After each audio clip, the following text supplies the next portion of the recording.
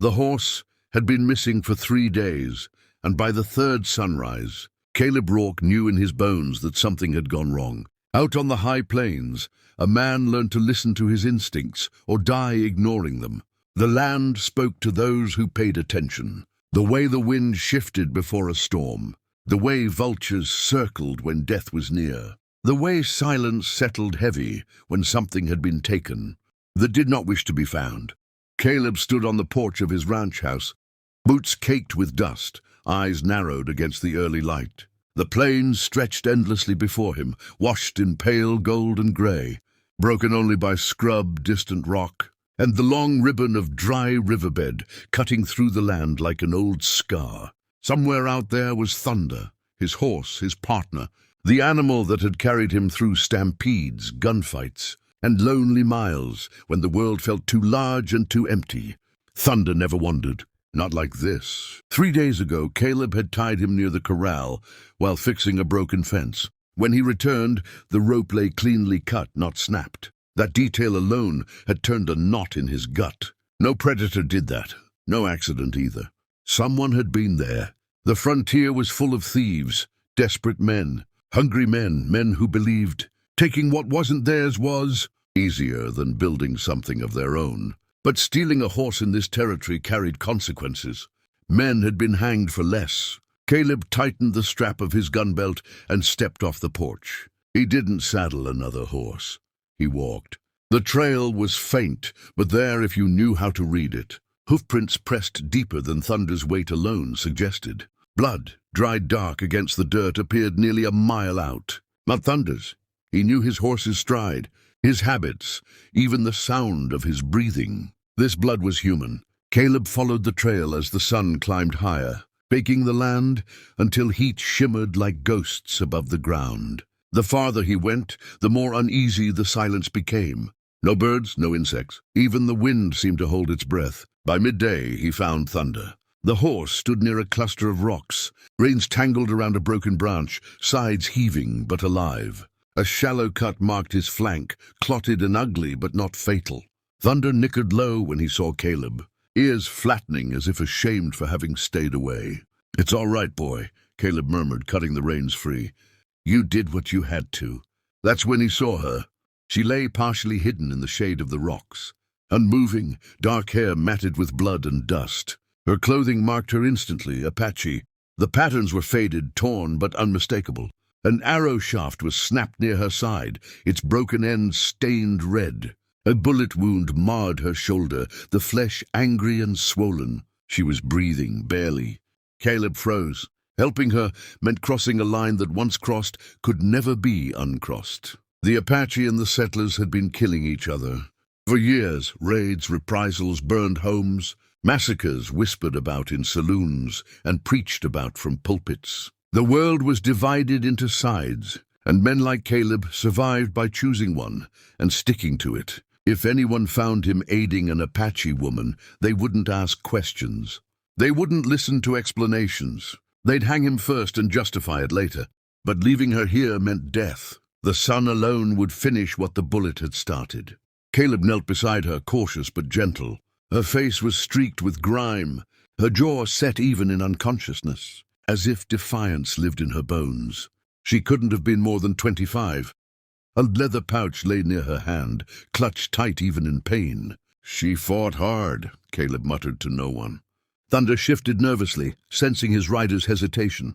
Caleb closed his eyes briefly. He thought of his mother, buried on this land years ago, who had taught him that mercy wasn't weakness. It was the last proof you were still human. He lifted the woman carefully, wincing as she groaned faintly. Her body was lighter than he expected, fragile beneath the dust and blood. He settled her across Thunder's back, securing her as best he could, then mounted behind her. The ride back to the ranch was slow, tense, every sound a threat. More than once, Caleb's hand drifted to his revolver.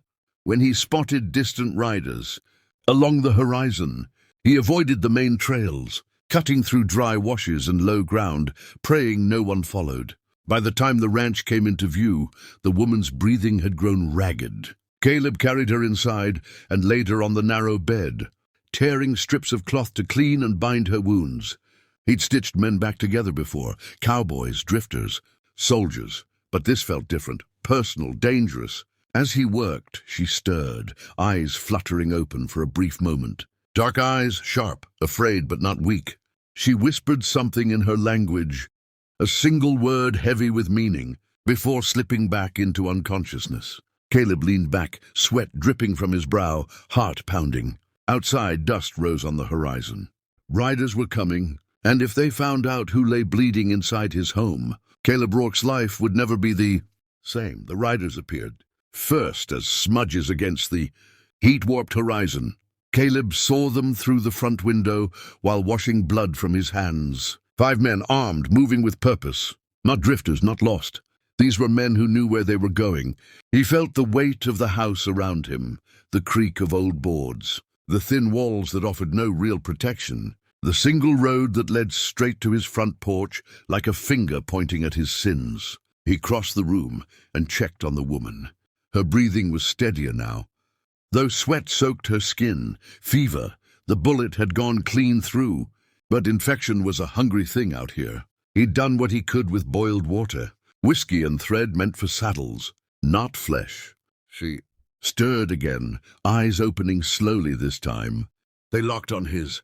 Fear flared instantly, but beneath it, something sharper, calculation. She didn't scream, didn't beg. She took him in the way a hunter studies terrain.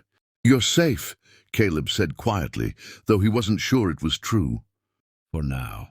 Her lips parted. "Safe," she echoed, the word heavy, accented. English, but broken, learned the hard way. Before Caleb could answer, the sound of hooves reached the porch. A knock followed, hard, demanding. "Rourke," a voice called. "Open up!" Caleb straightened.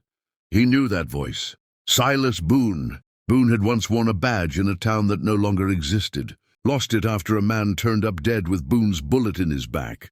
Since then, he'd made a living hunting anything someone was willing to pay for. Horses, men, Apache. Caleb stepped outside, closing the door carefully behind him. The sun beat down on the porch as Boone dismounted, boots crunching on gravel. His men spread out instinctively, hands near their guns, eyes already searching for trouble. "Afternoon," Boone said, smiling without warmth. "We're tracking a stolen horse. Big black, scar on the flank." Caleb's jaw tightened. Plenty of horses in this territory. Boone's smile widened. "Only one belongs to you." One of Boone's men spotted blood near the porch step. He crouched, touched it, sniffed his fingers. "That ain't horse blood," he said. The air went cold. Caleb met Boone's eyes. "You accusing me of something?" Boone stepped closer. "I'm asking what you found out there." Behind the door, the woman shifted. The floorboard creaked.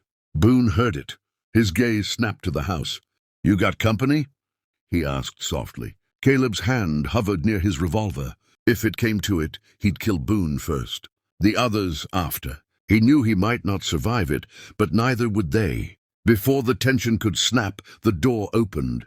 The Apache woman stood there, swaying, one hand braced against the frame. Her shoulder was bound tight, blood seeping through the cloth. Her dark eyes burned with pain and defiance. Every man froze. "Well, I'll be damned," Boone murmured.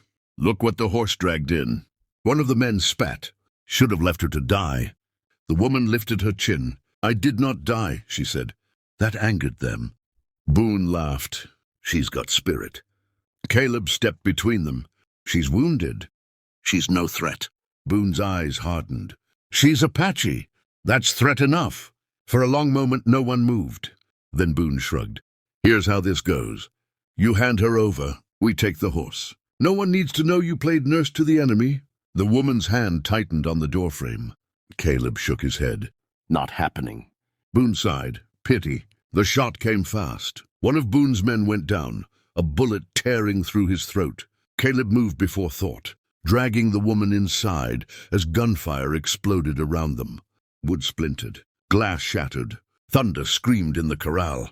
Caleb fired back through the window, dropping another man. Boone cursed and retreated, shouting orders. When the smoke cleared, 2 men lay dead. Boone and the others pulled back, fury etched into every movement. "This ain't over, Rourke," Boone shouted. "You just chose a side."